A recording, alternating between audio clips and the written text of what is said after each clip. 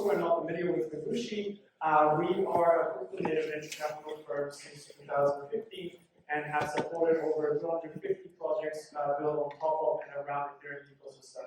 And you know, you can call me a bit of a taxi fun sort of, but you know, who's not a taxi, right?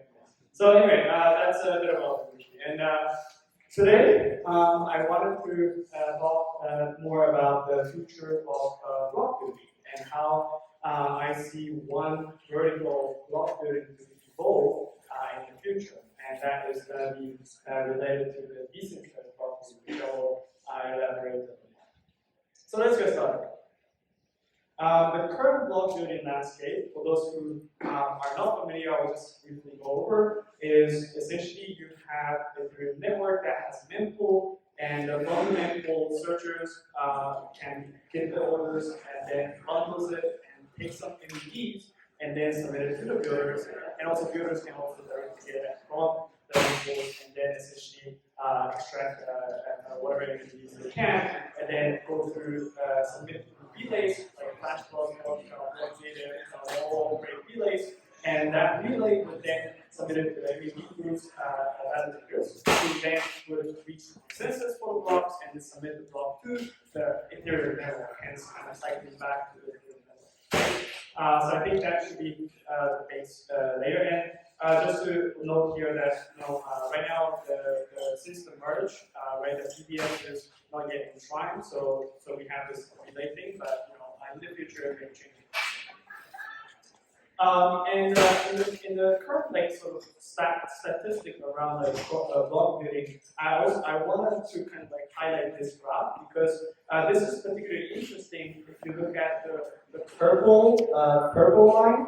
The purple line essentially is representing the block success rate by flash block building. And as you may know, flash block has been very big in this building the infra around the MEV and etc. And they have been very actively researching in that space as well. So the purple line was flash blocks, but since they were merged and flash blocks block success rate has declined quite significantly and has sort of reached a equilibrium with the other block builders by Bloxroute and block native and other independent block builders in the space. And I guess just a few factors that I want to note here with this graph is that the reason why they kind of haven't really reached this sort of network effect dominance in the block success rate is maybe two reasons that I see. One is that they intentionally OFAC sanction themselves, right? Their relay is kind of an OFAC sanction, so there's a bit of that. And then also they open source some of the block code later on so that more competitors can come in and kind of decentralize the block building landscape. So, decentralized block building landscape. Just wanted to emphasize here. But despite that effort that Flashbox guys have done, we still see fairly, sizable but small numbers of entities that are currently dominating the block building market. Meaning all the blocks that are generated and created by those people can be nailed down to 1, 2, 3, 4 entities, 5 entities that controls about 75% of the blocks that are ever created since the merge on one period. And this is the aspects that I kind of wanted to touch upon because to me, this is inevitable. Network effect is inevitable. As long as you are running block building services, there is some sort of network effect that happens, which is also the exact reason why PBS was introduced, the proposal builder separation, to prevent or reduce the possibility of censorship by the miners who control a significant amount of stake, a significant amount of power over the Ethereum underlying consensus. But that is still reflected somewhat in the block building space, and this is the exact reason why I think the centralization and the decentralization is an aspect that we should talk more about. So here I wanted to say a little bit about why do we even care about decentralization, right? Some people from research firms and funds have kind of argued back and say, well, decentralization is trivial. terms of market dynamics? Well, I just want to say here that the whole point of like decentralization here, that why we have PBS and the cap of like 32 ETH on single node, to some extent, is also a censorship resistance.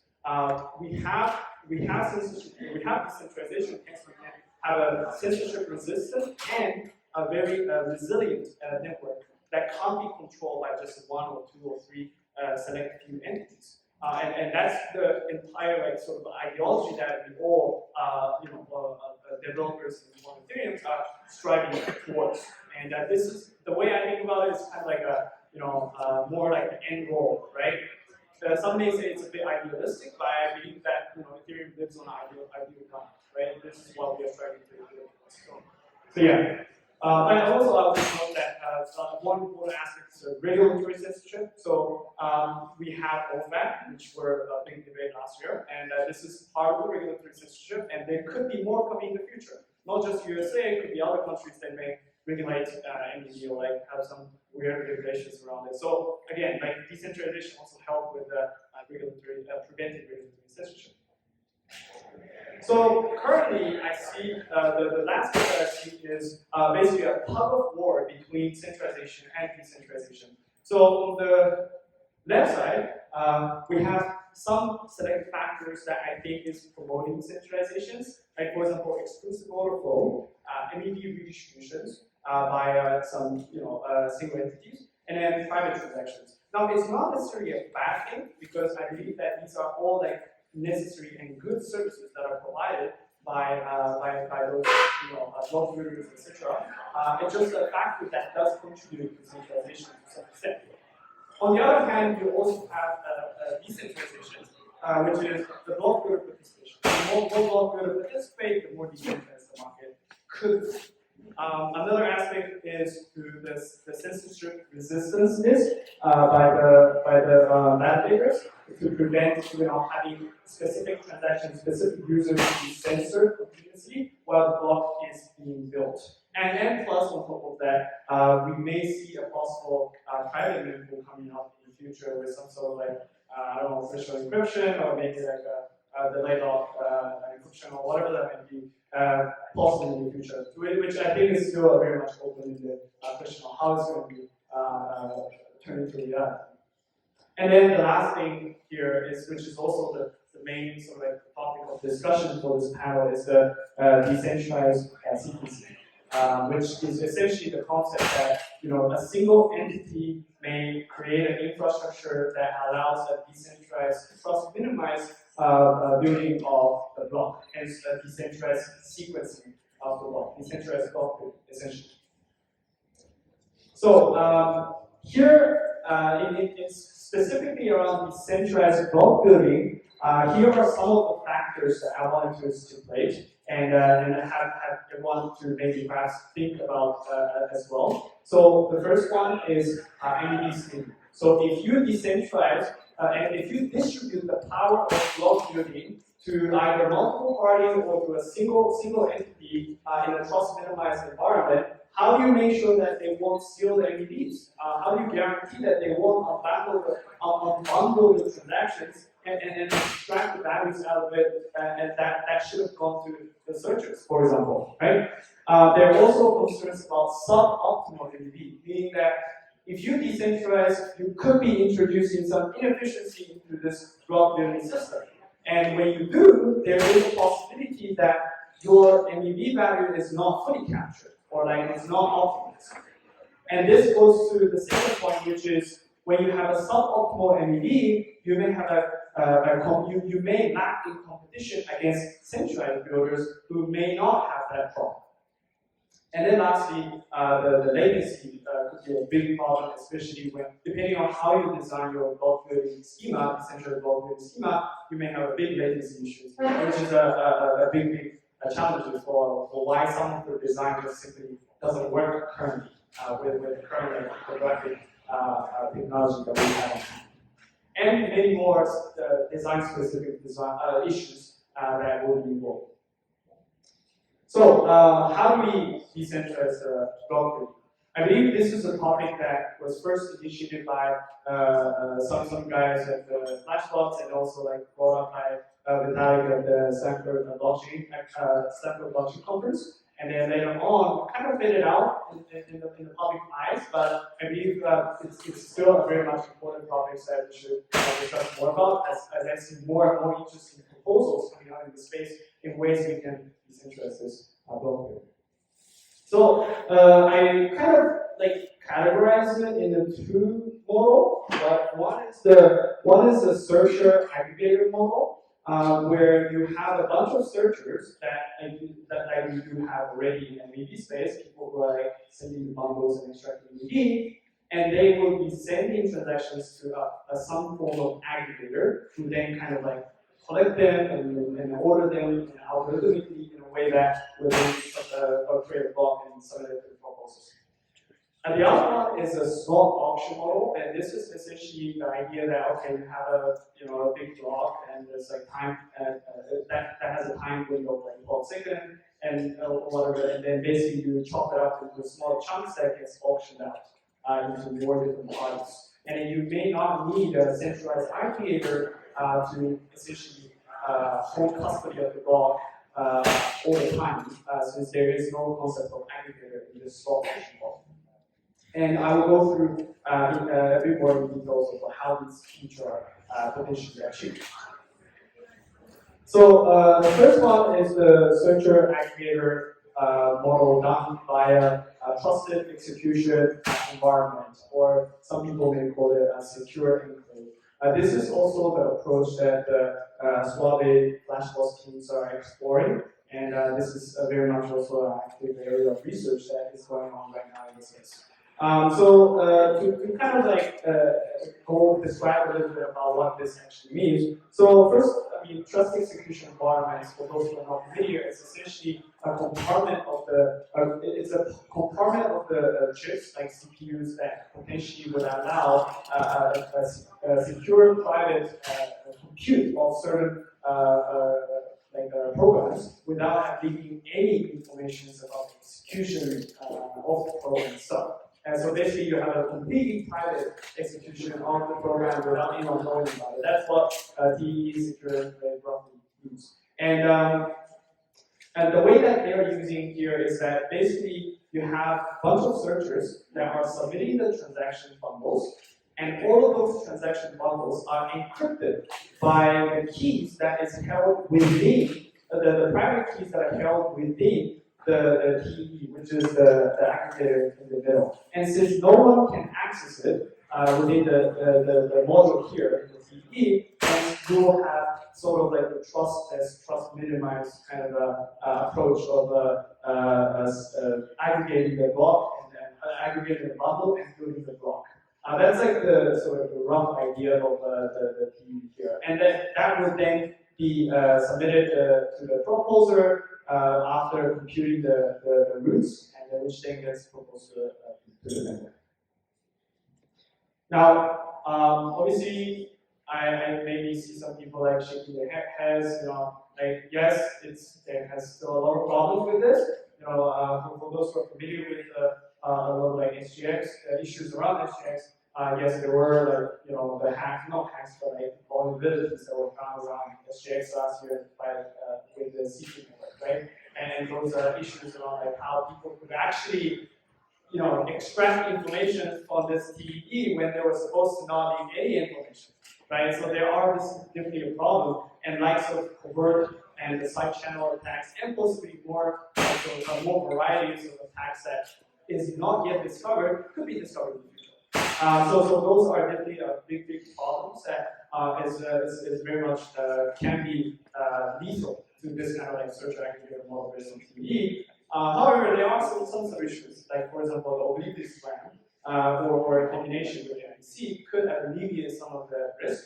But again, it's still very much up to you.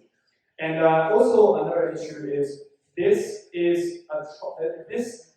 TE model is essentially a trust minimized or trustless block building, but it's not a decentralized block building, because at the end of the day, you will have a few entities who is controlling or who is holding the SGX chips or the TE chips that is then doing all the bundle aggregations, right? So at the end, you're still kind of like going through some sort of centralized entity who's all the chips and then does all the work. So it's not quite decentralized, but, you know. And then the last week, I guess, it's a very complex setup for now, at least. And I believe there are still a lot of experiments going on in terms of like how to, I guess, better set up, you know, get the instance in the SRX and whatnot. But I guess that's kind of like a quite imminent challenge that they're facing. The second model that I wanted to discuss here is also another searcher aggregator model, but it's based on threshold encryption plus ZKP. Now, okay, like when you hear about ZKP, you think about the latency issues. And yes, the latency issue is a big thing for this problem, because when you have ZKP, usually you have too much latency that it just simply doesn't work. But that's also why I say that, you know, this model might not be feasible right now because of all the technical little barriers that we have in terms of the latency technology. But possible in the future. As a design, I think it's still valuable that we are acknowledging this. To kind of go over how it works essentially. So same, you have searchers, and then you have the aggregator in the middle. But essentially, they would have sort of like an MLN assumptions around threshold encryption, so that you will have all the bundles encrypted via the shared keys. And then a lot of the account list information about the storage information of the wallets, of the address that are submitting those bundles would be then verified by for correctness before basically submitting those. Then aggregator would basically perform maximizing, total bit maximizing destroying set of bundles, so that they would then end up committing a full block to the proposal. Okay, looks cool, but also has quite some issues with the design. Now, as I mentioned, there's a latency issue, right? So that's that. And also another issue that is quite problematic with this is the fact that you need to compute state root under non-private environment. So if you look at this aggregator, you essentially have a point where you need to compute this. You compute the state root before submitting the block to the proposer. But when you compute the state root, you actually need to decrypt all the transaction bundles in order for the state root to be even computed. And when you do that, you actually have a window of opportunity for aggregator to potentially collude with other, let's say, block builders that allows them to potentially steal everything within that sort of window of opportunity, essentially. So that could still be quite problematic in design as well. And then the last point is distribution of keys, how you're going to distribute it, who's going to be holding the keys, and whether that is actually a safe thing to do as well. And the next design that I wanted to kind of talk about is based on the slot auction model. So the slot auction model, as I mentioned, is the idea that you will cut up the blocks into multiple slots, and then we'll have people distributing the block building work across multiple searcher aggregator type of stuff. And here, the interesting aspect with this design is that essentially you will have the role of block builder and searcher kind of mingle together, because at this point you're not strictly separating like block builder from searchers like the way you do here, right? Here the block builder is sort of like the aggregator, and then the searcher is the searcher that's submitting bundles. Here, everyone is kind of like sharing the same roles. There's no block builder, searchers, and stuff. And the way that it works is that essentially you will have each individual, let's say, like searchers or block builder, I don't know how to call it, but let's say builders, are essentially passing around the blocks and then performing the auctions either in parallel or sequential to basically get the rights to fill a specific slot of the blocks. So that's basically how it works. Now, this could be done in a few ways. We could do a parallel auction where everyone kind of like bid for the slot at the same time, which is a lot more, I guess, efficient. But we can also do it in a sequential manner, which is basically like one by one. And I will also kind of like go over why that design kind of matters a lot in terms of like what kind of challenges you will face. So the first issue that we would have with this design is the efficiency of the auction. So if you are performing a parallel auction, what happens is that you are basically guessing the value of the slot without even knowing what the NAV is, which means that this auction would likely not be efficient because you don't know the true price of that slot since you don't know the NAV. So this is a bit of a problem with this parallel auction stuff. But then if you go with the sequential auctions, there is a possibility that could be a lot of latencies with this design. So that's that. And then another aspect that could be considered here is the centralized builder could potentially like try to listen in and perform some sort of MEV still if the decryption of the slot is done like step by step. Basically, if you have a sequential decryption, they could have a MEV still perform still. And then another issue here is that you may need some sort of witnesses in order to prevent modification of previous transactions that is submitted by the previous builders in this series of like operations. And lastly, if I'm a malicious attacker and I'm like, okay, I don't want them to build any block, I'm just gonna block them, I'm just gonna like do malicious stuff, I could be spinning up a bunch of builders and try to like bid for bid for the slot and kind of like not do anything. And then it may kind of disrupt the block productions in the series of actions as well. Now, this is like just a few of the designs that I wanted to pinpoint here, and for everyone to kind of think and perhaps discuss more later on. But there are also many more questions to be asked in this space, which is still very much an ongoing, I guess, research topic. Which is, could there be any ways in which tokenomic privacy could play a role in as part of this block? As in, is there ways in which tokens could secure this this sort of like a block building schema and coexist with a lot of the cryptographic primitives that are applied on top of it? And the second question I have put here is how to safely work with PE if you do decide to go with the SGX trust execution kind of model, right? Like there are a lot of like attempts at, let's say, doing key rotations, and there are also more discussion about ORAMs coming out in this space. But again, like whether it's feasible or not, whether it's going to be actually secure or not, it's still very much controversial, right?